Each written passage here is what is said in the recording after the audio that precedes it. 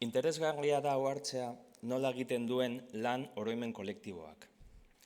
Elorrioko Berriozabaleko iturriaren kasua honen adierazle da. Belaunaldiz belaunaldi uste izan da iturriak motiboinkak errepresentatzen zituela. Iturria Manuel Berriozabalgoitiak eraikiarazi zuen 19. mendean. Legeak ikasi eta Peru aldera joan zen, 1803 iritsi zen Cuzcora. Emakume kreol bat ezagutu zuen bertan, Maria. Beltzarana, handiak zituen begiak, ilunak, tristeak, munduaren zama langilizkoa balitzaie bezala. Etxe honekoa zen Maria, Peruko aberatsenetakoa. Haren gurasoak ez zuten nahi etxerako Manuel Berriozabalgoitia ez ezagun hura.